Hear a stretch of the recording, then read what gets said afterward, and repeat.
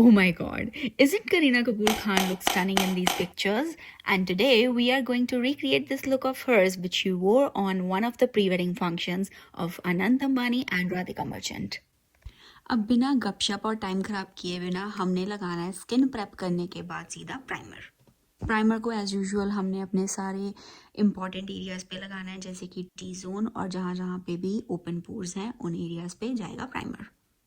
बेबो का मेकअप बहुत ही फ्लॉलेस लग रहा था और बड़ा ही फुल कवरेज लग रहा था फोटोज़ में, तो उसी वजह से मैंने अपनी स्किन को पहले किया है कलर करेक्ट करने के लिए मैंने अपने स्किन टोन से 2 शेड्स डार्कर कंसीलर को यूज़ किया है, सो दैट मेरा फेस ओवरऑल बैलेंस हो जाए, एक कलर का हो जाए, टू बी सिंप्लीफाइड। तो मतलब डिस्कलरेशन कहीं से भी पीक आउट ना हो। कलर करेक्शन के बाद चलते हैं फाउंडेशन पे। जितनी ग्लैमरस ये लुक है इसके लिए medium to full coverage foundation जाएगी, so that's why I chose Fit Me one. ये मेरा सेकेंड टाइम एक्सपीरियंस था फिंगर्स के साथ अप्लाई करने का फाउंडेशन को, एंड फिंगर्स के साथ जब हम अप्लाई करते हैं फाउंडेशन को एक्चुअली में बहुत अच्छा रिजल्ट देती है, तो इतनी अच्छी मतलब स्किन पे जाके लग जाती है ना, तो आई कांट एक्सप्लेन। और बाद में अगर कोई आपको फील हो रहा है कि स्ट्रीक्स हैं कुछ आपके अभी भी जो फिंगर्स की स्ट्रीक्स हैं वो फाउंडेशन पे आ गई हैं, तो एंड में आप ब्यूटी ब्लेंडर यूज़ कर सकते हो जैसे कि मैंने किया, और फिर उसे फाइनल टचअप दे सकते हो फाउंडेशन को। फाउंडेशन के बाद मैंने कॉन्टोर करना है फेस को। आजकल पता नहीं आपने शायद नोटिस किया नहीं किया, ये आजकल कोई ट्रेंड चल रहा है टिकटॉक के ऊपर और यूट्यूब के ऊपर भी, जो कंसीलर हाइलाइटिंग कंसीलर है वो सब सारी चीज़ें लगाने के बाद यूज़ कर रहे हैं, मतलब पहले contour, blush and then highlighting concealer.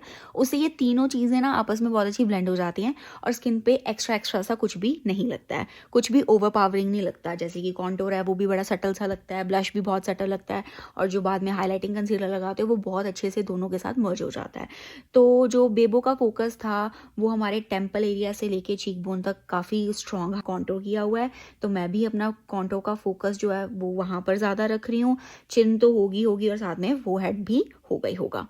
Blush के लिए ना मैं कंफ्यूज थी, देखने में मेरे को लग रहा था कि शायद ब्रॉन्जिंग की हुई है, कॉन्टूर ही लगाया हुआ है, ब्लश शायद यूज़ ही नहीं किया, बट फिर बड़ा कुछ देखने के बाद सोचने के बाद मैं यही नतीजे पे पहुंची कि अगर ब्लश लगाया हुआ है ना तो बहुत ही अर्दी टोन सा ब्लश लगाया हुआ है। सेकेंड थिंग इज़ इस लुक के लिए हमने ब्लश को ओवर पावर नहीं होने देना है, बिकॉज जो हमारी आईज़ हैं वो हमारी लुक का मेन फोकस है।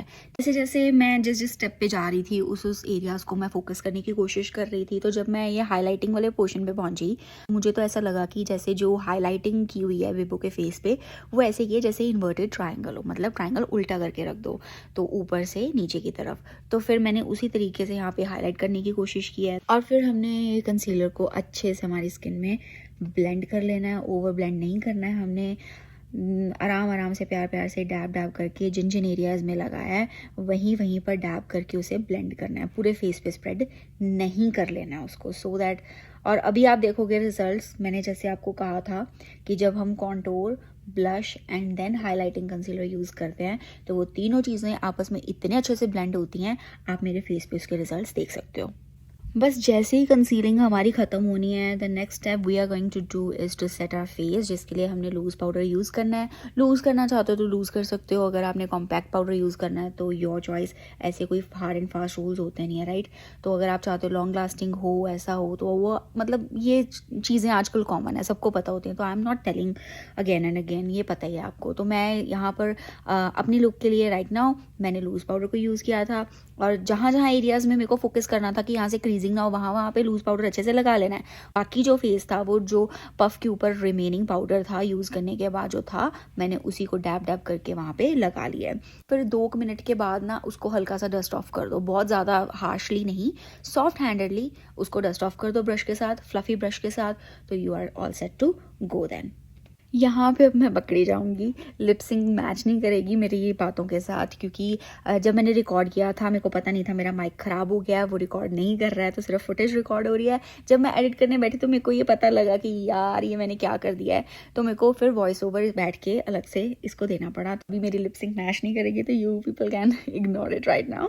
और अभी आप फोकस कर सकते हो हमारे मेन हिस्से पे, यानी कि जो सबसे अट्रैक्टिव पोर्शन है, दैट इज़ आवर आईज़। तो हमारा जो बहुत ही फोकस्ड एरिया है, अब हम उसकी तरफ चल रहे हैं। तो आईज़ को पहले सेट कर लेंगे, कंसील कर लिया था, ठीक है, जो डार्कनेस थी उसे मैं ऑलरेडी कलर करेक्ट कर चुकी थी डिस्कलरेशन को। हमने जेल आईलाइनर जो है वो अपने आप ले सकते हो eight the back of your hand, because मैं पॉट में से सीधा नहीं यूज़ करती क्योंकि टाइम लगता है लगाने में जेल आईलाइनर और वो ड्राई बहुत जल्दी हो जाते हैं। तो मैं थोड़ा सा स्क्रैप आउट करके at the back of my hand ले लेती हूँ and then I apply it all over my eyes. फिर आईज़ पे लगाने के बाद हमने उसको स्मच कर लेना है। तो जब आप अप्लाई करो you don't need to go in to like precision, right. तो थोड़ा सा रफ हैंडेडली आप लगा सकते हो because we are going to smudge it, right.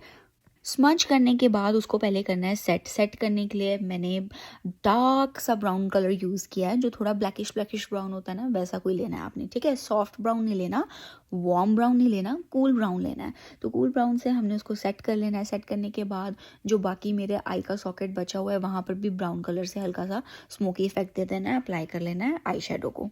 और जब भी आप ये स्मोकी सा इफेक्ट देने जा रहे हो ना, वो जो आउटर कॉर्नर है हमारी आई का वो थोड़ा सा ज़्यादा ब्राइट लगेगा एज कंपैरेटिवली इनर कॉर्नर के। और बहुत ही कलर को हमने अच्छे से डिफ्यूज़ करना है सो दैट वो जो हमारा आईलाइनर है और जो हमारा कलर है वो बिल्कुल ना ऐसे ना लगे कि वो मतलब कोई स्पॉट ना कर सके, बेसिकली कि रफ सा नहीं लगना चाहिए, बहुत ही डिफ्यूज स्मूथ सा इफेक्ट आना चाहिए, ठीक है। जब कोई आपकी आईज़ को देखे तो लगे कि यार क्या एफर्टलेसली यार आईज़ मेकअप किया हुआ है। और दूसरा, मैंने जो विंग लगाया है वो मैंने सिर्फ और सिर्फ आई शेडो का लगाया जो मेरी डार्क ब्राउन थी ब्लैक से, क्योंकि जो यहाँ पे आप अगर ध्यान से देखोगे तो जो बेबो का विंग था ना वो बड़ा ही प्रिसाइज और बड़ा शार्प नहीं था, बड़ा डिफ्यूज सा था। तो मेरे को ये था कि यार अगर मैं पहले जेल से लगाऊंगी फिर उसको डिफ्यूज करती फिरूंगी फिर नीचे से नीट करना पड़ेगा, राइट। तो मेरे को ईजी लगा कि ये सारा करने के बाद आई शेडो उठाओ और साथ में साइड से विंग दे दो तो वो ज़्यादा बेटर रहेगा। और वो चीज़ वर्क की। जब मैंने विंग लगाया तो वो बहुत अच्छा निकल के आया विंग, मेरे को उसके लिए बिल्कुल भी मेहनत नहीं करनी पड़ी।